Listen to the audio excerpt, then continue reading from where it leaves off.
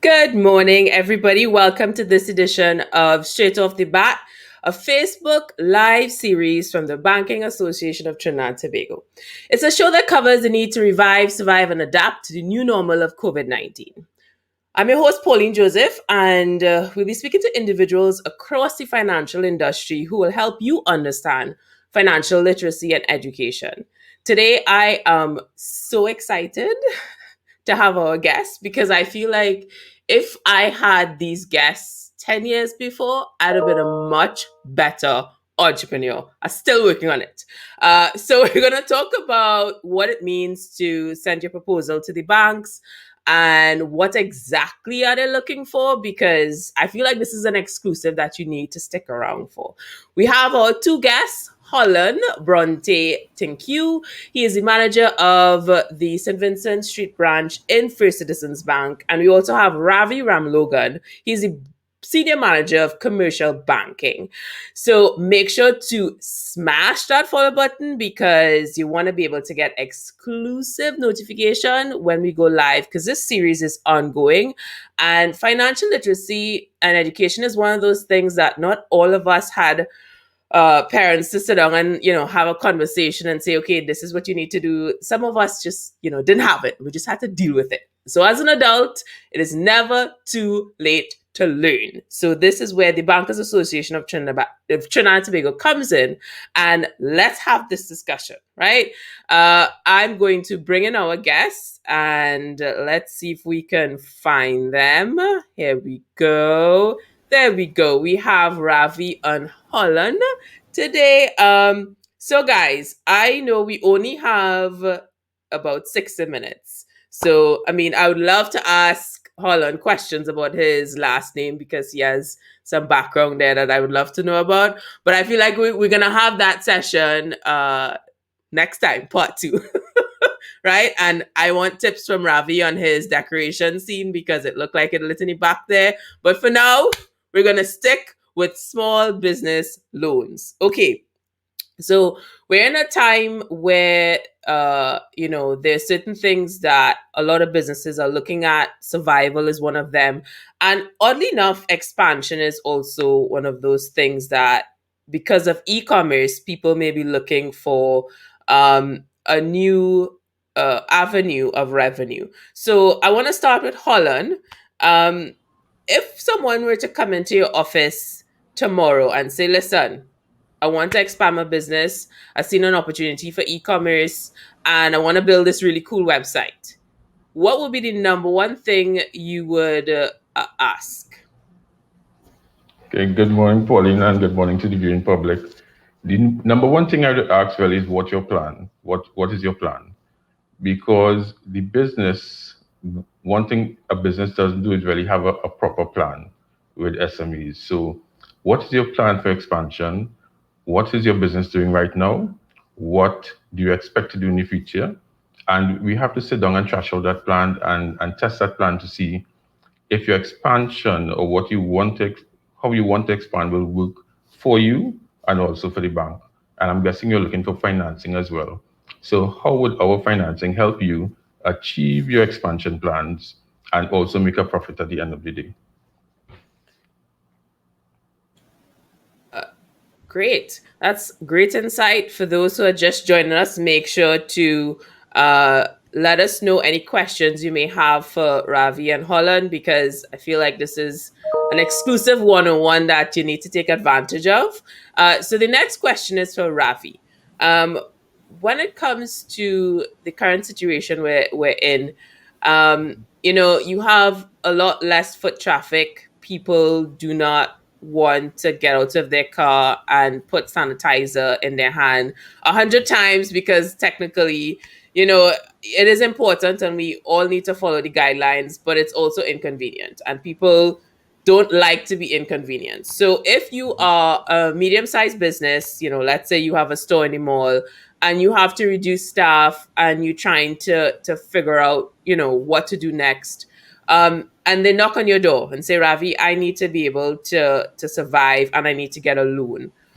What would be your first key advice to them? Yes, good question. I think you mentioned it there. A lot of companies right now are trying to reduce their manpower as much as they can. Um, the pandemic which we are facing right now, revenue is one of the key elements. Um, so what they're really trying to do, reduce that foot traffic, reduce the length of time within which they need to spend to the bank. And right now we see a lot of people, and we are directing a lot of customers to go online actually. So gone are the days when you need to send someone to the bank to line up. Um, you can do online banking with us. Our ePulse facility is very efficient. You can do transfers online. You could actually do wire transfers online as well. Do transfers, pay your salaries. You don't need to send out someone to the bank again to line up to make a deposit. Um, there is our night bag service where instead of joining a line, um, waiting outside and then getting and waiting as well, you can actually use our drop box. This is a more efficient way. It helps you to save a lot of time. It is less risky. You can also arrange with security services to have like G4S and J to have money picked up. Um, right now, too, if you're looking for a loan facility, it is very important that you approach us early on in the game. Um, we don't know how things are going to turn out next year. So right now, it's better that we start having discussions very early on so we can determine the way forward. Um, one of the key things we are looking right now is entertaining loan consolidations because a lot of companies right now can't sustain the present monthly repayment that they are usually accustomed to. And things have changed, and the pandemic has changed things a lot. So what they might want to do, entertain consolidations, reduce that monthly commitment. Revenue streams are sort of unpredictable right now. A lot of companies we know hoping that Christmas shakes things up a bit and helps them to reduce, help them to improve revenue that they would have lost out earlier on. So if you approach the bank for a loan right now, I would advise that, well, approach early so you can start having the discussions early because when you reach to the bank, you don't want it to be that critical or it's so important that you need to get it done right now because bankers need to advise and we need documentation um, to support that loan application or to make that recommendation. So we would want you to approach your bank early, and there's a whole list of requirements. But once the discussion starts early enough, we can prepare you in such a way that the we can represent you in the best way. Because once you get the proper documentation, we can then represent you as best as we could to our risk committee. Great. So, to add to what Ravi is saying, if you want to find out any information about Free Citizens Bank, make sure to head over to their Facebook page as well as their website. We will slide that into the comments soon enough. So, you spoke about being early before Yeah, you reach a position of I guess dire red. yeah, I want to talk to Holland because as a micro business myself, you have this idea of cook and bottle washer. When I just started off and I'm like, I have this really great idea and it's going to be successful and I know it's going to be successful.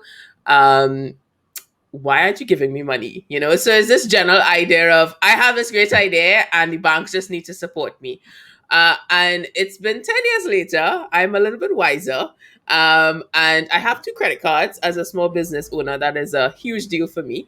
And I want you, Holland, to break down that seven C's because I think is important for the micro businesses out there. And we have a few people who have side hustles to understand what that means because I would have had loved to have this conversation 10 years ago. Okay, great. That's a great question, Pauline. What a banker and a business person needs to form a relationship. They need to have synergy for the relationship to work. And that's where Ravi was saying you have to come in early. You don't come in when you actually have the need. You come in when you have the wish. So 10 years ago, when you had that dream, that was the time to actually come in and speak to your banker. Tell the banker your dream so we can guide you through to achieve that dream. And you mentioned the seven C's of lending. The seven C's of lending is what bankers from time immemorial use to judge a person's ability to take a loan. So the seven C's, and sometimes when you look search on the internet, you'll see five C's of lending as well. That's just a condensation of the seven C's of lending. So we go with credit first, which is basically your history, your credit history, how the business has operated in terms of paying their loans, paying their suppliers.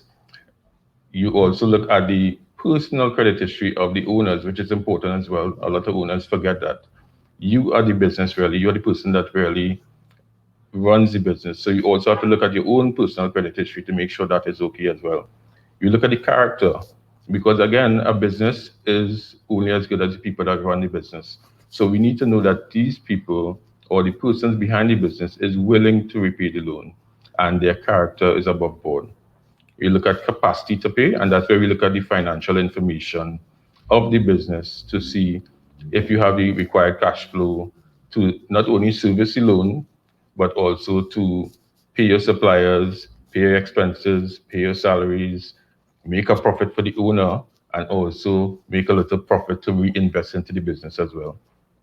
We also look at the conditions around the business. So you may be let's say, importer of goods, and you look at your foreign suppliers to see if those suppliers are stable. You look at the foreign exchange supply in the country as well to see if you are able to bring in goods to sell.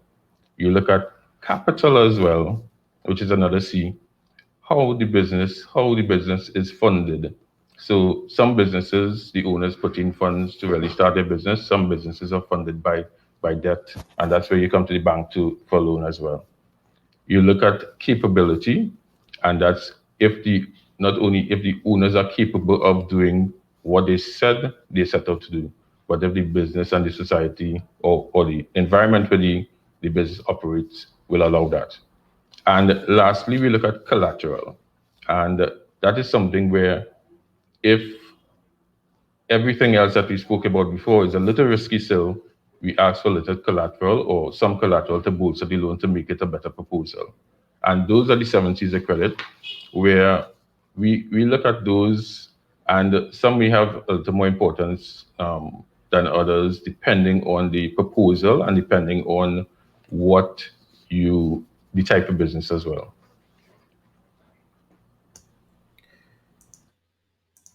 Awesome. And I wanna sorry about this, Ravi, but you're gonna be the Grinch in this scenario. What are the reasons why? Give us the top three reasons why you may get denied a loan.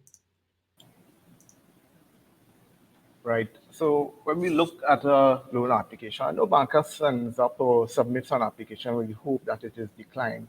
We try to represent the business as much as we can so that we can recommend it in the best way and hopefully get the feedback that the customer is looking for.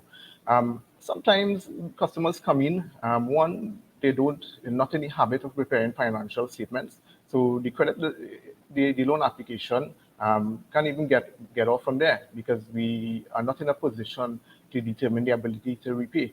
And what we saw coming out of demonetization about a year ago is that a lot of money has not been deposited into bank accounts. And that is surprising and it's alarming for several reasons. One is that, well, there's the crime risk. What if there's a fire in your home?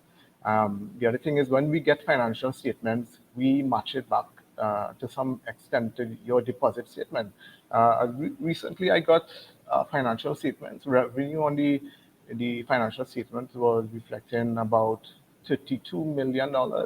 And when we try to match it back to the deposit in the bank, in the bank account, we were seeing a deposit activity of 1.4 million. So when we get financial statements, we need to validate it. We expect that the customer will be in a position to help us validate it because sometimes they don't really understand totally what is in there, but when we take the time to explain to them, that's where we get the information.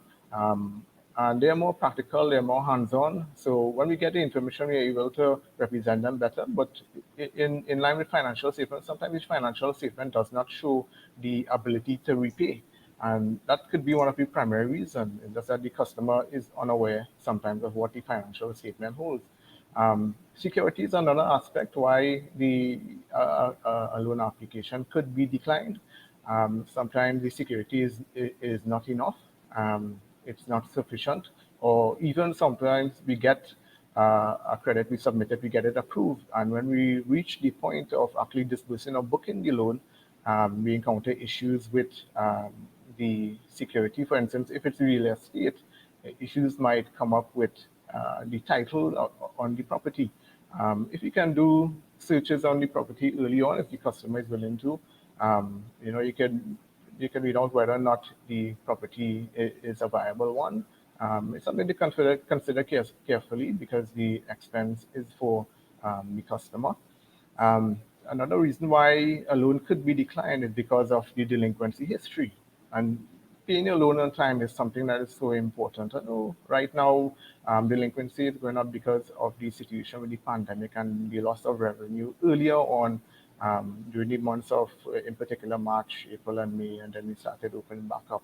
But it's very important. And a lot of people think that, well, I go pay the bank next month or next 2 months, but then remember it goes on your track record, and you want to have a good track record with the bank, because when we are representing you and we're making a recommendation, we want to be able to say, well, the customer has a history of repaying on time or generally on time, all things considered with the pandemic right now. And just to add as well, sometimes we would get a credit application. The customer wants to develop, say, perhaps a property for sale, but the thing is, they you may not have the experience in doing it. We may not have a fallback source of income. So institutions where like that, where the application type, or it's a speculative type of project that you're going into, which tends to be a little more riskier for us to consider. So there are several reasons, and loans are not usually declined for one reason. Sometimes there are several, but sometimes if that one particular reason is strong enough, we may choose not to move forward. And this is why it's important, as I said before, that we have discussions early on with the customer. Um, and having these type of discussions early on, we are better able to advise the customer on what we need to look for. Sometimes customers come to us um, and they say, well, I already do the searches, I already completed the evaluation, but when we look at it, the evaluator is not on our panel, the attorney is not on our panel, and it could lead to a waste of their cash, because we have a panel of evaluators, um, panel of attorneys who we rely on for the quality of information that we would get from them. So, having discussions early, decline is something that we can certainly work on. It's not the end of the relationship. And banking is all about relationship building. And customers and bankers, we keep that in mind all the time. And it's not about just speaking to your banker or just speaking to your customer when there's a loan request before you. It's all about developing that relationship and developing that level of trust. So when the customer actually comes to you, or you see the need with the customer, you're confident enough to represent the customer. Awesome. And I felt like you were talking to me when you spoke about the statements, because you have this envision of what entrepreneurship looks like because it's cool and it looks on the TV, especially now with a lot of young folks saying, I want to be in charge of my own income and be in charge of this, and you don't really see in the movies or social media anybody sitting down with their bills, counting and assigning it to Excel spreadsheets, because that's not cool, right? So for those out there who are maybe thinking about starting your own business, maybe you've been forced to start your own business, those things are so important. Take it from me, I've made enough mistakes, so you don't have to. And speaking of folks who are heading into a new business for the first time, unfortunately, a lot of folks are not with their jobs, and they may be saying, okay, I have had this dream, I want to start my own business. So Holland, what advice would you give that person? Because one of the things that I didn't know, it was sort of a surprise to me, is the credit history, right? And how does one build that to make sure that when you do start your business, you're in good standing and a relationship with the banks? And this is, any banks, because I'm assuming you guys all use the same credit history formula for that. How do you start there? Where do you start as somebody heading into a new business? Well, Pauline, there are two types of credit history. There's personal credit history that the owner or the shareholder will have, which is normally an individual credit history. That's where you take out your credit cards, your personal loans, your mortgages. And as Ravi said, that is about paying those bills or those debts back when it's supposed to be paid back. So on a monthly basis, you make sure to make your minimum credit card payments. You make sure to pay your mortgages on time. If you're having any problems, come and discuss with the bank beforehand. So at least we know how to arrange your finances or how to help you. And that is where your credit history is very built on a personal level. So there's a place called TransUnion that really most of the banks use and also other organizations that that calculates your credit score, and that's what banks use to track your credit history. So we can pull up your credit score and see if you had problems paying a loan, let's say at another bank 2 years ago, 3 years ago. And again, as Ravi said, it's not a no if you automatic no if you had bad credit history. You need to discuss with us why that loan went bad or why you had problems paying at that point in time. And we can see where we could help you move forward and improve your credit history in the future. And some people do not understand the importance of a personal credit history as well. So they may say, I have the cash, let me pay cash. But credit history also helps you get lower rates on loans, lower rates on mortgages. And again, when you're looking to open a business as well, we also check the personal credit history on the shareholders or the directors as well. So that will count because once we see that you, as a director, have a history of repaying your loan properly, we can make a deduction that as a director of the company or as a person who is leading the company, you'll also show that same uh, or show that same trend in paying your company loans as well. So again, it's about building a relationship, and that's where the relationship starts. And it's about building a rapport with your banker, discussing with the banker how we can help you achieve your goals and achieve your plans. Awesome. The conversation about cash flow, Ravi, because you mentioned it in the top three things when your application for loans, right?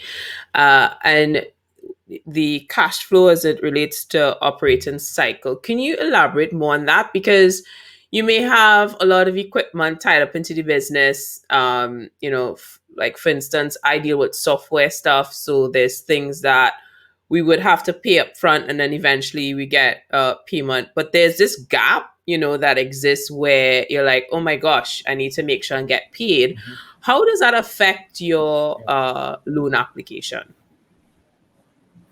Um, as a good question. When when we are considering a loan application, one of the things we ask for sometimes is a cash flow statement. The cash flow statement, it basically tells you, or the it gives us an idea. It's a projection of how you would be expecting your inflows and outflows of cash to come in, and also it would identify the shortfalls or the pitfalls because you look at a lot of the time. Um, People buy goods, they buy out of China, you name it, Panama, wherever it's coming from. Remember, sometimes you need to pay beforehand. When you pay, you have to wait for it to be manufactured in some instances. You have to wait for it to be shipped. Shipping could take anywhere from a couple of days to a couple of weeks to a couple of months. Who knows? Especially now, shipments are being delayed. So there is a financing need there. What we do, we ask customers to provide this cash flow statement, the cash flow projection, and it will tell us what would be the shortfalls within the business. So maybe in a case like that, you need the bank to help you buffer that time within which your product actually reaches your store for you to sell. So we can consider something like a overdraft facility to help you during this time. Because while you're waiting on stock to come, business has to run, right? And we want to make sure that you have all the cash flow that you need as much as we can extend to help you during this time period. And some of the documents, so we would look at your age receivables and payables listing. Now, your age receivables and your age payables tells us whether or not you're encountering issues with collecting your money. So reason why we say it's aged is because we categorize it, like 0 to 30 days, 30 to 60, 60 to 90, and greater than 90. You'll tell us whether or not people are taking long to pay you. If they're taking long to pay you, does not necessarily mean that you have bad paying clients. It's just a matter of considering the economic state right now. People are taking longer. That's what we are seeing. Now, if you are taking longer to collect your monies that are owed for you to you, it may mean that you are taking longer to pay people locally or internationally who you may need to pay for your goods, and it would impact your reputation as well because if you don't have that money, you don't want to be in a situation where you did not approach the bank for a credit facility or overdraft in this instance, and the bank has to return a check for some reason. And once a supplier sees a return check, then there's a certain level of skepticism in their mind as to whether or not future checks will be returned. And then they start asking for bank drafts, and it becomes an inconvenience because every time you have to now pay that supplier, you have to come to the bank and request a bank draft, and every bank draft you'll have to pay an additional fee, of course. So there is the opportunity there.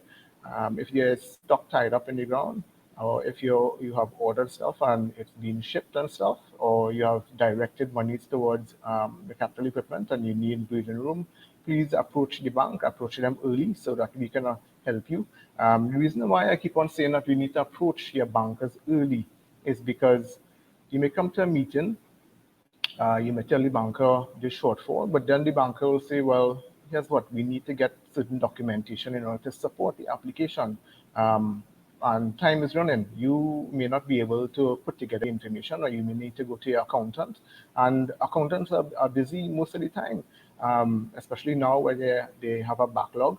And they're not sitting there and waiting for you to come just to say, well, I need a cash flow statement, I need a cash flow projection, I need to submit it to the bank because I have checks to write and the need is urgent right now. So approach your bank early, take the time to talk to your banker. Banking is all about relationship building. Have that rapport.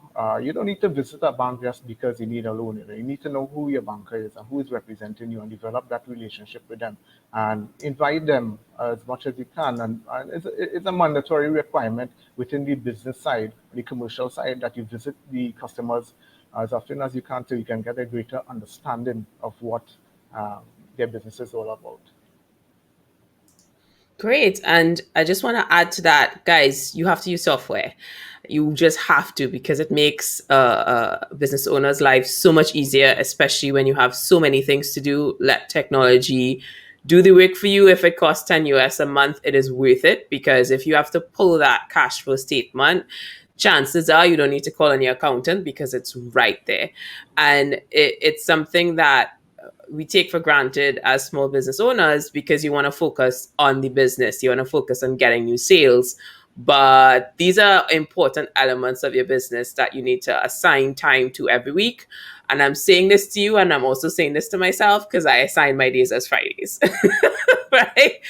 If you've just joined us, thank you to Ravi and Holland from First Citizens Bank. They're sharing some insights if you are in search of getting a loan for your business.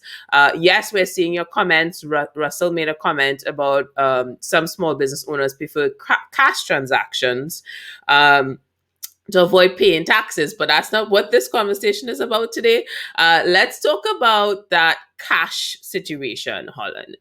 When it comes to uh, setting up your vendors and paying them and so forth. We have the adoption of online payments, and making sure that you're able to track everything. What advice would you give to somebody who's accustomed to having that petty cash voucher and having the cash and getting people to sign it up, and those vouchers are in a drawer somewhere? What is the advice you give to that business owner? The advice I would give, I think COVID-19 taught us a great lesson. although it's very unfortunate, it teaches us to adapt, and it teaches us that we can't do the same thing the same way that we have been doing for years. So people who still hold on to cash, there are plenty other ways. Cash really is a cost right now, because if you gather cash in your business, you have to leave your business, sometimes lock up your business to come to the bank to deposit that cash. You also have to wait on the line. And again, time is money. And what we have been doing for a while is trying to get people away from their dependency on cash onto electronic services. So there are credit cards, there are bank cards, there are debit point of sale machines, there's e-first, there's e-commerce. All those things are really to help the business owner to manage their time a little more properly and manage their funds. So let's say a business owner is selling $20,000 worth in goods per day. It is easier for them to take that $20,000 by credit card or by card. It hits their account by sometimes actually same day or next day, instead of having cash and probably have to wait until midweek or the end of the week to actually deposit that cash to their account. So it's an immediate credit, and they can start writing checks or not even writing checks. Now, checks is something that is actually going out as well, doing transfers or doing ACH transfers directly to their suppliers, or doing wire transfers directly to their foreign suppliers. So cash and other manual systems, we need businesses need to reevaluate to see if it really makes sense for them anymore. And yes, the bankers still operate on the both systems, both cash and the electronic systems. But we can see that in the future, a lot more customers and a lot more suppliers will demand electronic services only. And we will see the persons who still holding on to cash kind of being left behind, because a lot of customers don't work with cash anymore. They just work with their card. And that's the way of the future. I can also attest to that. I remember when I received my first checkbook and I was like, oh, this is so fancy. I get to sign stuff. And my issue always used to be my signature was never the same. I don't know, depending on my mood or if I had coffee before, I used to get issues with that.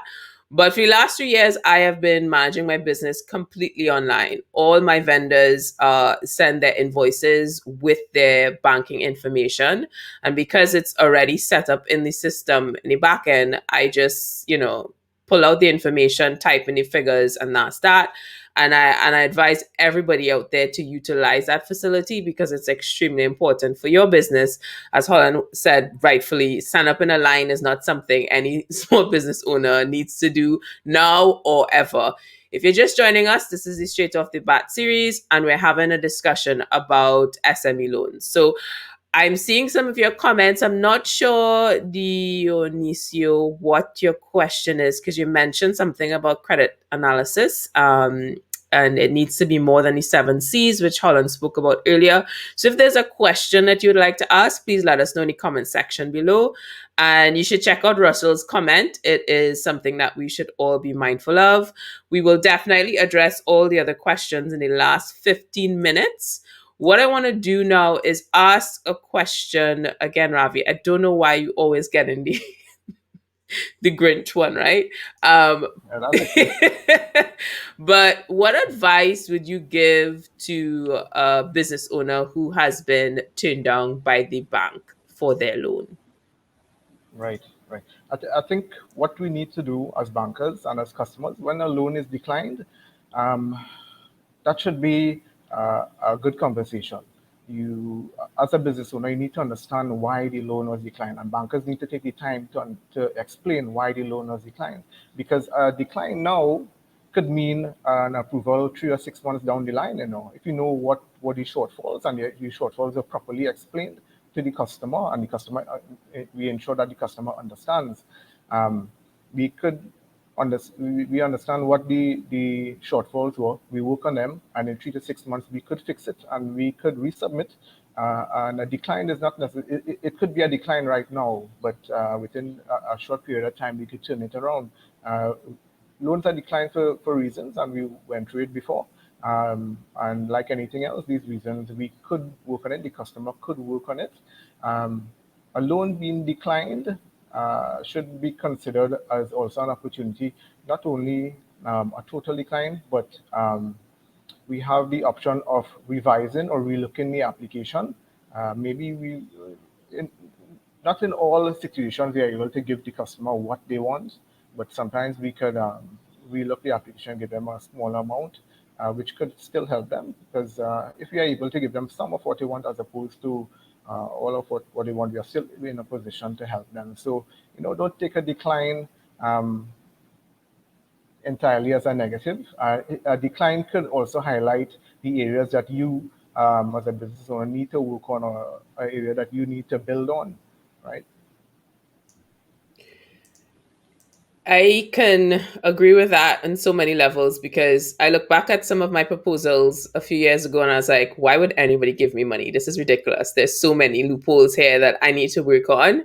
And, as an entrepreneur, getting the door closed on you really is an opportunity. And I know it's hard to see it in the moment, but it's important to understand the why before you move forward. And being here representing the people, I need to ask Colin. Some folks may argue that banks do not necessarily cater to SMEs. We feel like we get more no's than anything else. What kind of maybe give us some transparency on the structure of how that is viewed and some of the insights that we should be mindful of? That's a good question, and it's something that I've heard a lot over the years, and something I still don't understand because banks are in the business of lending. That's what we want to do. As Ravi said, we want to get those loans on the books. We want to lend, and that is our purpose. So a bank will never want to say no. What we may say no to, or we may say no to, is the proposal in its current form. So the no is really, as I said, the rejection may be a opportunity for redirection for the business to think about what they need to change or what they need to do a little differently in order to get the bank on the same level, right? Because again, remember when you think you're entrepreneur, you have a dream and you also have a certain mindset of how you want the business to run. The bank may have a different perception as well.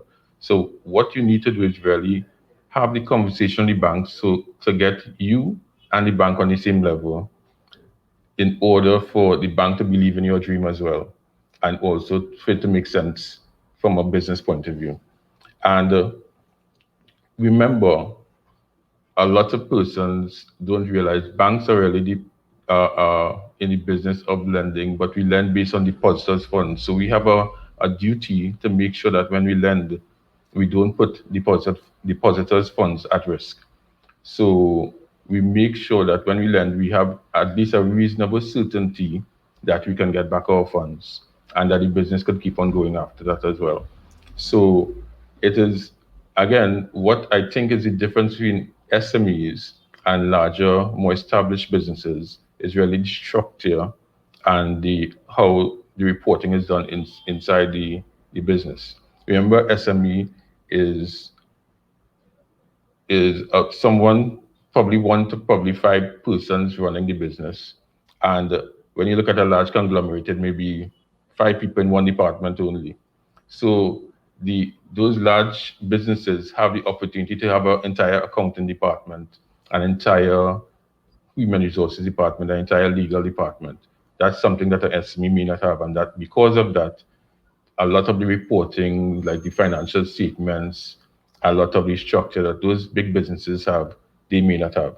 And that's where, when a bank is making a decision, we may ask for a lot of documentation that the SME may not have, or they may not have thoughts about doing it or putting something in place. And that's where I think SMEs need to also get on board. They need to have a banker, a really dedicated banker, and a proper accountant as well, which is very important. Because the accountant will show you how to structure your business in a way and keep your records. So when you're ready to go to the bank, you make a proposal that is a little more business friendly as well. So I think once you, as Ravi said, come in early, have a discussion with the bank. I know accountants sometimes can be costly, but as you said, Pauline, there are accounting systems out there that are relatively reasonable, that you can offer the bank management accounts and management reports as well, that we will accept. So I think once you work with your banker, it's from an early point on, not when the wish, when it's still a wish and not really a need. I think we can work something out. Awesome. And I also want to reiterate that entrepreneurship, what our sort of visualization of what it is. I think folks need to understand that this has to be part of the process. And if you had told me this a couple years ago, I'm like, nah, I have a dream. That's all that matters, because you just need to keep working hard, but you also need to work smart and understand the systems that you're in.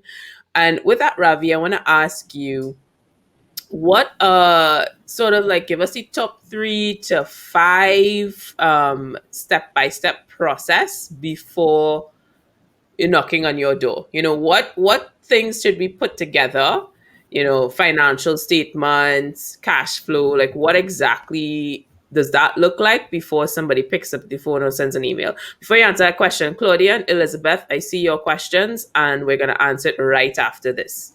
So you want to give us some insight there, Ravi? Yeah, sure. Um, I think one of the key things that we look at is the um, financial statement of the company. It is a snapshot of the business, how the business is performing. And I think we need to understand that bankers, we are mandated and we come out to businesses to see their business and to understand what the business is all about. But we are not there every day. We won't be there every day. And you being the business owner, you know exactly how your business is running. We get an insight into your business as to how the business is performing by way of the financial statement. The financial statement is our way into looking to see how we do comparisons between year 2018, 2019. We may ask for interim management accounts because of the COVID situation that would have impacted the economy in 2020. So financial statement is one of the key items that you need to submit to the bank for loan consideration, because we use it mainly to determine the ability to repay. And we want to be able to say or to present to our credit committee based on the financial statements that this customer is shows the ability to repay, and that is one of the key areas that we need to establish before we can recommend it to our credit committee. Financial statements, interim management accounts is one. Also, cash flow statements are very important right now, because you would have seen situations now where businesses are on the brink of closing. Some of them are. We hope that Christmas is able to pull them through. Cash flow statement, we need to get an idea of what you are looking at or what we can expect from the business within the next financial period, within the next 12 months or so. This gives us an insight as to what cash inflows and outflows we can expect, or what hurdles that you expect that we would help you to treat with. Also, we spoke about receivables and payables listing. Receivables tells us, so receivables listing tells us whether or not you're encountering any issues in collecting your money, and the payables tell us whether you're, and I'll translate to the payables listing whether or not you're encountering issues with paying your suppliers. Um, One critical area as well, what we look at right now is your outstanding contracts. If you're a contractor, you would want to know what are your contracts that you are working on right now, your outstanding contracts, and this will tell us who you are dealing with, which companies you are dealing with right now, how much is the value of the contract, when it is started, when it's expected to finish, as well as prospective contracts that you are bidding on right now, and gives us an indication of the revenue that we can expect. Not only that, when we have an idea of the duration of the contracts that you are dealing with, it will help us to understand and help us to determine the term of the loan that we should give. Because if you're a contractor, most times you would want to tie the term of the loan or the duration of the loan to the term of the contract, because that's where the repayment source is coming from.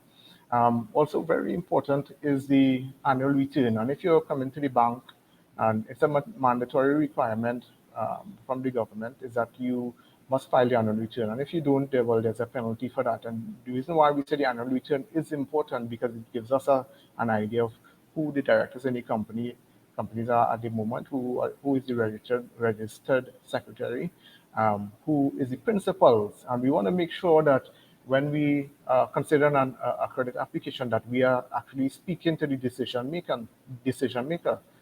So the annual return will tell us who are the principals in the company. Um, I know we don't have a lot of time, but if we consider property purchase, which is one of the more common loan requests, we would need up-to-date valuation. We need sale agreement, WASA clearance certificate, WASA bill, and a billing tax receipt. And if you're building, sometimes people start construction projects, then they come to the bank because they don't have the funding to finish.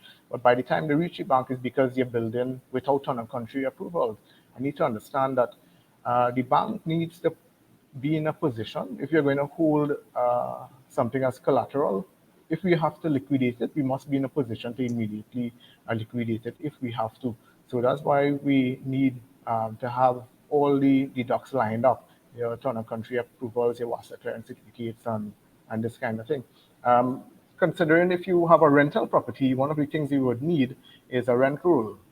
The rent rule, and there isn't a standard format. It will tell us the number of clients you have, the income that you generate from these clients, the duration on the term of the rental agreement. And it's very important because we see a lot of tenants with month-to-month arrangement, which is a little bit more risky as opposed to a lease agreement that spans over 3 to 5 years or so. So, these are just some of the items that we would need, to consider the loan application when you're approaching the bank. So basically, it's a financial story because the marketing me kind of has to look at it in the most plain terms possible, and you have to showcase what your financial history and projection looks like because it is a risk that is being taken. So basically, a complete understanding of what that looks like from your business point of view. You need to know what that looks like. So would it be right to say that it's somewhat of a financial story? It is, and that's why we ask for your historical financial statement, because this shows us the trends in your business, and it shows whether or not revenues are increasing or decreasing, or not to get too in that, but we look at the financial ratios as well that tell a whole lot of story, and the financial ratios would tell us what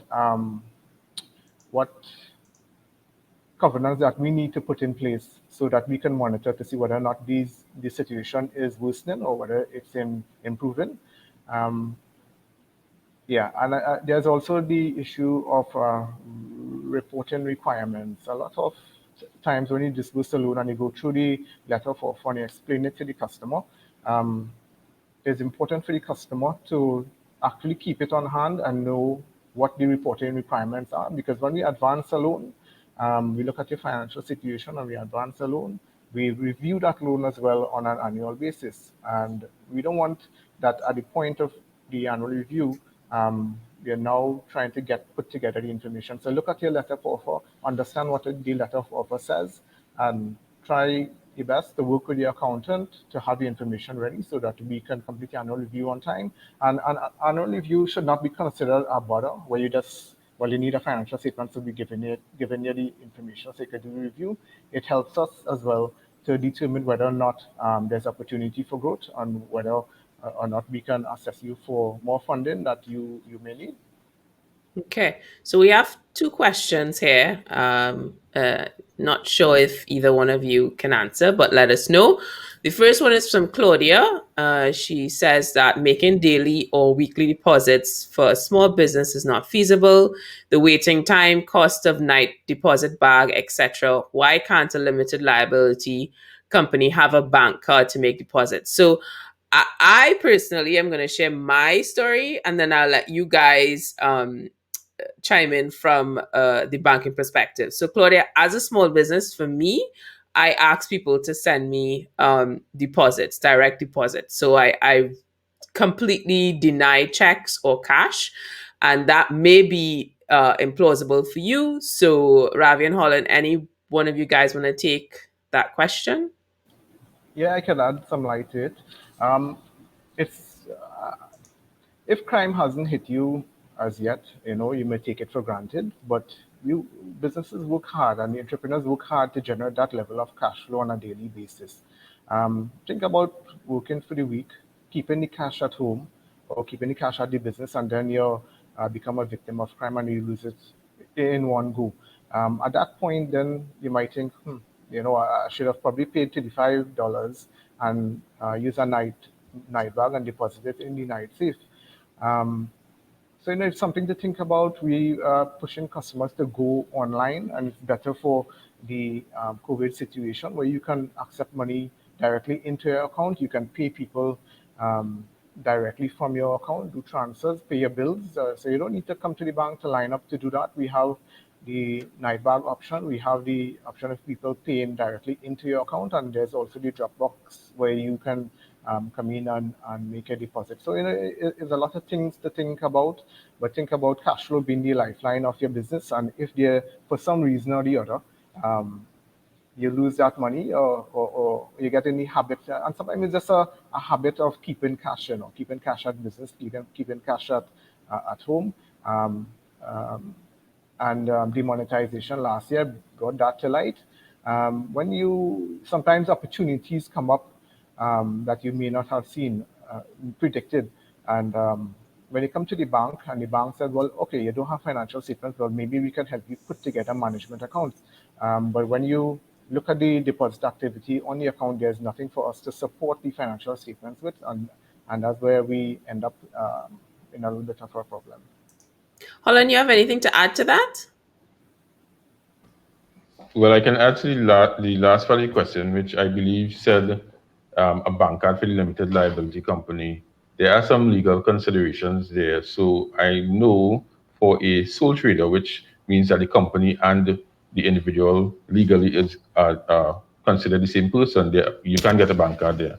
However, for a limited liability company, there are separate legal concerns. There could be separate shareholders, separate directors. The persons who's using the card may not be the owners of the company. There are lots of legal considerations. That's why you cannot get a ATM card for a limited liability company. But there are a lot of other options, as Ravi would have pointed out, electronic options that will solve your problems by not even having to join a line or come to the bank or even have to meet up with a customer, right? People can send ACH transfers that can get to your account in under 24 hours. And with tracking online, you could also see when it hits and you could deliver the goods to your customers. So the electronic options are so advanced now that we really don't need to see us, although we like to see you. We don't need to see us if we don't have want to. I hope that answers your question, Claudia. Cash can be quite expensive, so whatever you can do, try to avoid it. We're going to head over to Elizabeth's question. What would you recommend for an entrepreneur who has started and may not have a daily constant flowing business? These digital or e commerce services cost the business owner. Wants to take a stab at it? Alan, you want to go? Well, Yeah, there we go. sure. Well, again, without knowing the exact business, you'll have to again come in and talk to us so you can explain how your business operates, how you receive cash, the frequency, and we'll be able to let you know which one of our business solutions or electronic solutions will suit your business. You may not need the full e-commerce services right now, or you may not need the full online services, but there are different packages that can suit your business for now. And um, the next part of the question was constant flow as well. So I'll kind of take a little segue into something else here. Constant flow business, a lot of customers' business are seasonal as well. All right. So that kind of remind me of something. People like, let's say, who have increased sales at Christmas time, you need to kind of manage your cash flow. So you put aside some when you make a lot of money this month. So when you have the kind of lean months coming up to like March, April, May, you're able to satisfy your bills and pay your bills, pay your debts. I know that wasn't a question, but I just remember to say that that's very important as well. And Elizabeth, is it? So if you have any questions, you could give me a call and I'll be able to guide you through a little easier how you can manage your business at the cheapest rate to you. Elizabeth, you got exclusive insight, so take advantage of that. So we're going to close off a bit, but Ravi, I just wanted you to explain for those who may not know out there, you kept mentioning demonetization. You want to elaborate what that is? Because for those who may not understand layman terms, aka me. Oh, sorry about that. Yeah. So remember last year around December, that's demonetization really and truly is when they switched off the $100 bills from the old one to the new ones, and that's when we saw a lot of money being kept at home. An alarming amount. It does not mean that the money is not legitimate. It's just that the money was being kept at home because of habit, or that's just how they did business. But like we said, depositing your money in the bank should be considered. It is an option. It is safer. And it puts you less risk. You may be surprised. You may think that, you know what, every Friday or every fortnight we pay people with cash, and that's just how it has been. But you don't know who is looking, and you don't know when you may be a victim of crime. So just to go back, the monetization that I spoke about is just when we did the change out of the money. Okay, thanks for that. So we're heading into a sort of a high month with a lot of businesses because if traffic is of any indication, people are clearly shopping. So, what advice would you have for a small business who may be looking to capitalize on that, but may not necessarily have the time now to think about a loan, but obviously need to look at 2021 because there's talk about a vaccine, you know. Um let's see what that looks like. Okay, so just a quick before I close off there, Claudia, you want to expand on your question just in case. So I'm gonna close off here, but you could send us a message and let us know. So yeah, so going back to what I was saying, you know, we're looking into something that is positive. You know, a vaccine is out there; it's got approved. UK is the first one to start distributing it to their citizens. What advice would you give to businesses? Because it is a flow sort of like, okay, this will be a high with focus listening looking at retail, and then we don't know what the future is looking like. So I want to start off with Ravi first to give us sort of a close off for businesses out there. What's the number one key takeaway as it relates to getting assistance from the bank?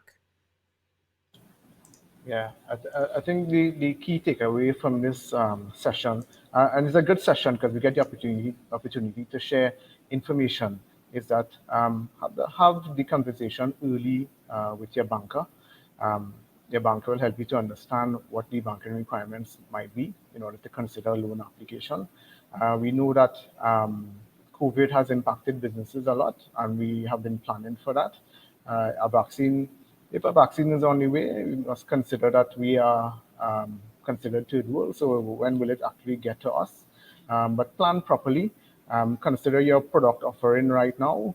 What was sold in the past may not be what the market is really looking for right now. Look at your pricing strategy.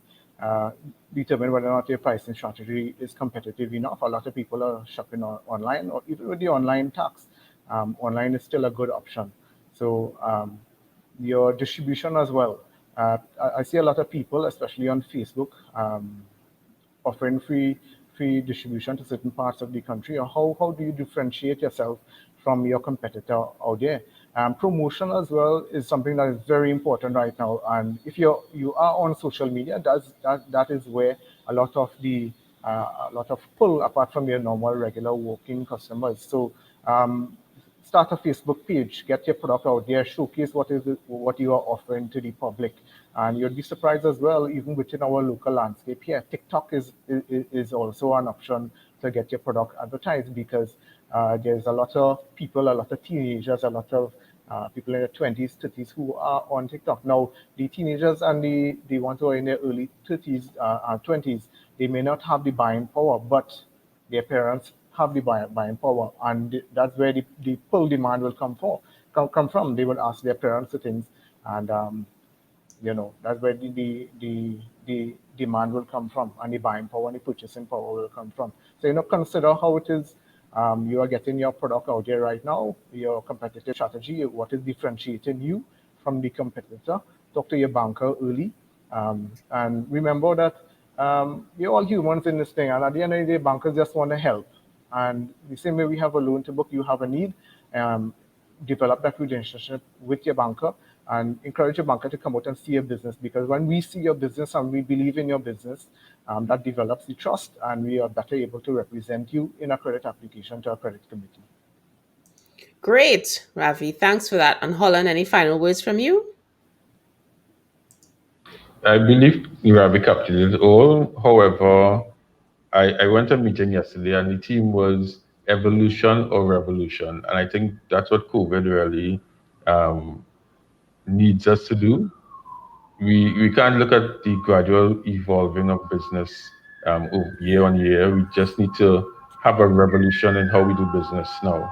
So business owners need to really revamp and we look on how they do business and see how it if it really suits 2020 and 2021 and beyond.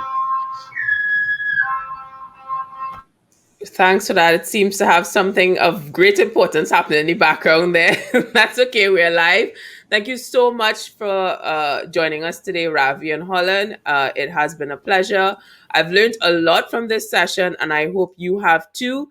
We are going to close off now and say thank you so much. I can advise you, I'm just going to give you some bit of a tidbit from a digital perspective because it is my space.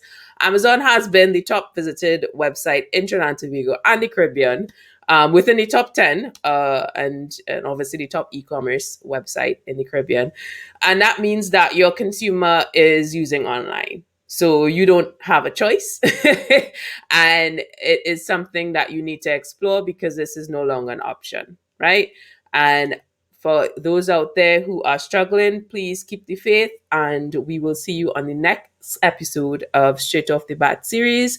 Make sure to look at the URL in the comment section and sign up there, because when we are planning future episodes, we want you to be a fly on the wall and give your insight into who you think should be the next guest and the next topic we should have.